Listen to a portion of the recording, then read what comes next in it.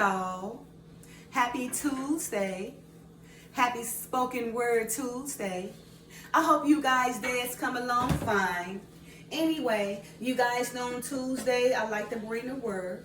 And last week, I read chapter 19, still portion, one of the final testaments of Christ. I actually ended with verse 19, but today I'm going to, start back up, beginning with verse 18, going one verse backwards, right?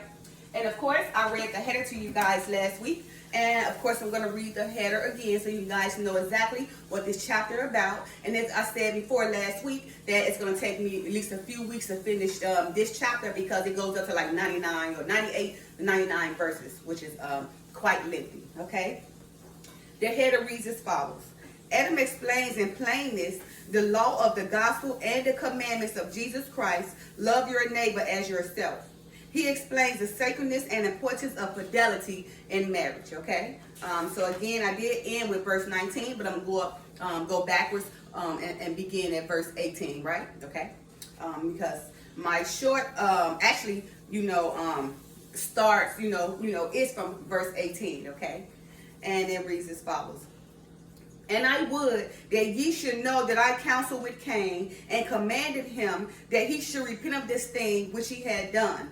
But his heart was hardened against my words, and he would not give heed to the tenderness of my love for him. And he kept the anger that he felt for his brother inside of him and would not release it from his soul. You guys, so many of us have so much anger built up inside our soul, right? Towards our own brethren and sister, right? Just like Cain, had this same thing built up of anger towards his own brother Abel, right? And the father did try counseling Cain, asking him to repent of this thing, right? But Cain did not take heed to the father's word, right? Just like many of us don't take heed to the father's word and allow so much anger to harden our hearts, and we dare not to release it from our soul, right?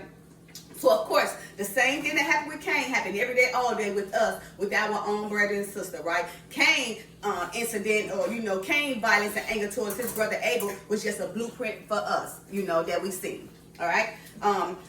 Verse 19. And the Lord had commanded us that if we have something amiss between each other, that we should reconcile our differences between ourselves in love, not allowing anger to control us and cause us to hate. And it is also with great sorrow that I was forced to construct prisons among us, wherein we could hold those who would not give heed unto the commandments of the Lord and who could not control their anger. And in these prisons I have caused that they should be taught and counseled, and have shown unto them a greater love which they experienced without the walls of the prisons, that they might know in what way they should act when they are released from these prisons. For if these are imprisoned because of their anger, and are therefore shown greater examples of anger and hate within prison, then when they are released, they should be much worse off than when they first entered into the prison. Thus have I commanded our prisons to be places of instruction and love and tender feelings, that they who are therein might have an example set for them. Of course, you guys know that a lot of our people are in prison, right? Now, if we don't, go to prison and probably and try to, learn, right? How to, adjust our anger, then what good is that institution if it's, if we're not allowing it to help us? Instead, we may go into prison and want to become, the kingpin and everything of the prisons, right? Pushing you or forcing your anger to be more. And now you're angered by the very fact that no one's respecting you, right? So now you the one in prison, and instead of learning, and allowing constructive criticism to help you with your anger, right? About allowing love, or allowing yourself to embrace love and instruction. You instead deny that love and instruction, and become, the head man, the kingpin in prison, right? Well, you got to put forth much anger, right? Just so you can get the respect that you think yourself, deserve, right? Their respect of, hurting people or, having people killed, having people built, right? Just because you feel like, you deserve, that type of respect from other people, and allowing your anger to become out of control. So now, when you do get released from prison, and because you didn't embrace love or instruction, now you get out of prison, you much worse than you was before. Now you like the menace of society, society. Now you come out of prison, you doing more. You know, you ain't got the mindset, you know, to you know, embrace instruction or to be taught, you know, to accept learning and to unlearn things. You know, now you're just a menace to society, and you just looking forward to go back to prison. Okay. So you guys got to understand during this time, you know, or just in general, you know, remember the Father said, right, you know, and it was a great sorrow, you know, that I forced, you know, to construct prisons among us wherein we could hold those who would not give heed unto the commandments of the Lord and who would not control their anger, right? But he said, in these prisons I have caused that they should be taught and counseled, and have shown them a greater love than they which experience without the walls of prison, that they might know in what way they should act when they are released from the prisons. Okay, so again, here's another blueprint, so you guys can learn. All those in prison, allow yourself to, you know, to institute, you know, learning, embrace love, right? You know, allow yourself to be taught so you can unlearn and learn how to control that anger of yours. So when you get out of prison, you be better than being much worse. All right, verse 22. And the Lord had commanded us that we should not return evil for evil, but that we should return good unto all. For this is what we would have others do unto us. For when your neighbor doeth something evil unto you, he doeth not believe at the moment that he is doing this thing unto you, that his actions are wrong. For if he believed that his actions were wrong at the time that he doeth evil unto you, or if he believed that his actions were evil, then he would not have done this thing unto you. And Satan had been given power to tempt us and cause us to take that which is good as something that is evil. And likewise, he causes us to make that which is evil as something that is good. Just like what's happening today. We make evil good and good evil. And in the moment that our neighbor is enticed to do evil unto us, Satan can attempt him and cause him to justify this evil thing as a thing that is good at that moment. Nevertheless, Satan do not have the power to tempt us beyond our own ability to resist him, thus making us fully responsible for our own actions. So even if we do evil and Satan attempt us, right? You know, hey, we can't put it on Satan. We got to put it on our own selves. We're in control of our own abilities to resist these temptations, right? So if we fail to resist these temptations, then all that evil we done only fall back on us. And even though Satan tempted you, Satan not going to be the one, you know, who's going to be judged for it. It's going to be you, because you have the ability within yourself to resist that evil. And just like the Father said, you know, resist that evil, and that evil will flee from you. Verse 24. But because of the power of Satan and the weakness of our neighbor in resisting his enticements, many times our neighbor will do evil unto us, believing that it's good. And if it so be that we do evil back to him, even though at that moment we might justify it as that which is good, because of the thing that he had done to us, we have disobeyed the commandments of the Lord. So he basically said, because I know somebody do evil to us, we take it as good, right, to avenge our own self and do evil back to that person, right? But of course, we're going against the commandments of the Lord, right? So in so many words, he said that person do something to you, you know, turn your other cheek. But in this world right now, we can't walk away, right? We got to defend ourselves. We got to, you know, apply vengeance to our own life, even though the Father said that he will apply vengeance for us, right? So we got to just learn how to control our temper, you know, allow constructive criticism, right? And allow ourselves to unlearn things that control us, right? You know, learn how to resist temptations of evilness, right? Because it will flee from us if we resist it. Verse 25. And the Lord gave us this commandment, saying, Behold, I say unto you that ye should not resist evil, but whosoever should smite thee on the right cheek, then turn to him the other also. Again, and the Lord gave us this commandment, saying, Behold, I say unto you that ye should not resist evil, but whosoever should smite thee on the right cheek, turn to him the other also. And if any man will sue thee at the law and take away thy coat, let him have thy cloak also. And whosoever should compel to go a mile, go with him twain. So basically, he said, right, if any man sue him in the law, don't sue him back. Just give it to him, because you guys got to realize when you're going to sue somebody, they just bring on more contention, more anger, right? They going to just keep suing and suing. Now your family in danger, your health fell and everything. So he said, hey, if that person want to sue you, they have that much evil and built up inside them till they want to sue you. Just give them what they want and keep moving forward, okay? And Also, they want to take your coat in court. Give him the cloak too. Give him some more clothes just to satisfy him, okay? And if they want you to go somewhere, somebody wants you to go somewhere with them, go with them twice, just so they can have, feel compassion and love by you, right? So therefore, you don't have to never worry about them having any type of contention against you, right? Because you done bought that right out of them, right? By doing that nice thing to them, right? Even though they're not used to nice things, but if you show nice thing and love, you'd be amazing how that can change that person for that moment or maybe the rest of their life, because you show love to them that nobody else have ever shown to them. Verse 27. For there have been many of you who have come before the judges, that I have caused to be set among you to administer the laws that we have established among us to maintain peace and order. And ye bring into them grievances against your neighbor. Now, when ye do this have already broken the commandment of God, in that ye have become angry with your neighbor and have desired to take the matter of your anger against him before a judge.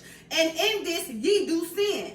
But this is not the end of your sin, for ye cause him whom you have sued to also sin, because in his anger he will defend himself before the judge. So you see what happens? It's a sin to even take that person to court to try to sue them, because you only bringing more contention against yourself, causing that person to defend, his anger, and now contend more against you. Verse 28. And no good thing can come of grievances between you, but the Lord had commanded any of you who are taken before a judge by your neighbor who had a grievance against you, to give unto your neighbor all things that he had asked of you in his grievance against you. In other words, he had commanded you not to defend yourself, but to submit to the demands of grievance. So again, if you got it, it ain't gonna hurt you. That brother was just trying to take you to court, just give it to him. Trust me, it'll heap coals over their head. Give it to them. Don't try to go sue them, because in the end, if you got most of the money, the system is systematically set up where you're gonna lose yours anyway. And when that person who's suing you, who pour and take your money, they also gonna come against him because it's own riches. They're gonna be like, you don't deserve it anyway, because the person you took it from worked hard for his money, and we didn't want him to keep his money, right? So we allowed you to come sue him to take his money for you to get it, but only to take from you because you a low ball and you don't deserve it anyway. You didn't work for it. You were just out here hustling, trying to take somebody else's money, so therefore we're going to take from you too. Now both of y'all lose. Now y'all enemies, anger, defending one another, contended, then lost everything. So now who's the fool? Both of y'all in the system win all the time. Verse 29, and if ye submit to the demands of grievance against you, that ye are not angry because of it, and if ye give what is asked of you by your brother, then ye have stopped the cause of the anger that your neighbor hath against you. Let me read that again, so you guys hear this part, okay? And if ye submit to the demands of the grievance against you, okay? The grievance, right? Whatever that thing that person have against you, okay? Then ye are not angry because of it, because you submit to it, right? Hey, it ain't gonna hurt you, it ain't gonna make you or break you, so you give it to him, okay? And if ye give what is asked of you by your neighbor, then ye have stopped the cause of the anger that your neighbor hath against you. So if you give it to him, now you didn't cause that anger of that person, that contention of that person, whatever they got against you, you done made it go away, right? Because you done satisfied that pride and greed within inside that person. When you give it to them, and niceness, right? It heaps coals over their head, and guess what? They're gonna respect you. They're gonna leave you alone and walk away, because why? Hey, your mindset is different, right? And you show love, over anger. And remember, love conquers everything. Verse 30.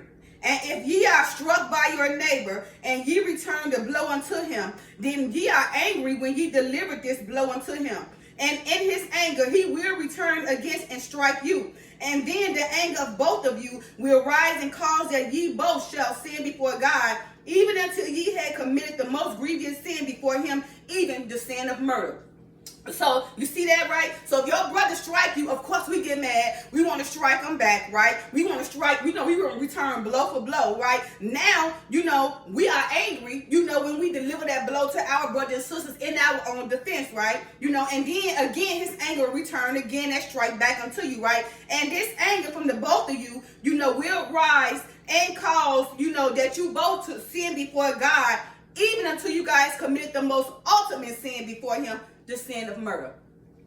All right? Verse 31, therefore the Lord had commanded you to turn the other cheek, that your neighbor may strike you again in his anger. Okay, and I'm saying that again. Therefore the Lord had commanded you to turn the other cheek, that your neighbor may strike you again in his anger. But ye should not be angry and strike back. And when ye have offered both of your cheeks unto him, that ye may strike them, then the end of his anger might be satisfied, and the both of your lives might be saved. And the Lord had commanded us, saying, behold, I say unto you, love your enemies, bless them that curse you, do good to them that hate you, and pray for them who despitefully use you and persecute you,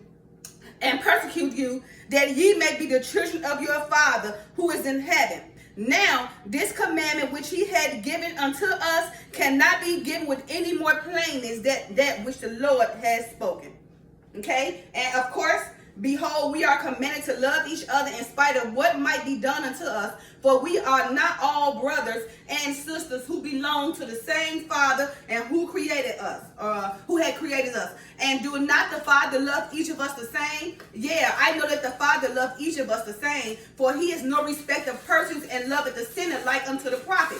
And he loveth Satan as he loveth each of us. For behold, Satan was our brother in the beginning. And when we have been commanded to do good in all situations, and we have been commanded to do good in all situations, and love our enemies as well as our friends, and it is easy to love our friends, for even the most evil among us love their friends and hate their enemies. Okay, so I'm going to end right there with verse 35. Of course, I'm gonna have to finish next week. Okay, but the most important part, okay, let's just begin. And the Lord had commanded us, saying, behold, I say unto you, love your enemies, bless them that curse you, do good to them that hate you, and pray for them who despitefully use you and persecute you, that ye may be the children of your Father who is in heaven. Okay, now this commandment which he had given unto us cannot be given with any more plainness than that which the Lord has spoken.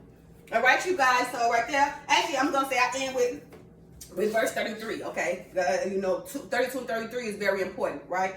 Right. All right, you guys. So you guys heard this, right? So we must be careful, because even if we get angry, striking our brother and sister, or taking them to court, to defend what we feel like, what we feel like what they done of us to give back, what they took from us, that's still sitting before the Father, because of course, your anger and his anger, or her anger and the other person's anger, is going to be blow for blow, returning evil for evil, taking each other to court, suing for suing, and both of you guys losing. So it's better, if you got it and it's not going to make you and break you, and that person can take you to court, give it to him, right? Give it to him in niceness and love. Trust me, it's going to, return heaps of coals over his head, right? They're going to be a little bit confused, like mysteriously, like, who are you to not even get mad and give me what I'm asking for, right? Because you know what? I came this world alone. I'm going to go with this world alone. And all the materialist things that I have, I can't take with me anyway, right? So therefore, I'm not, I could have had a chance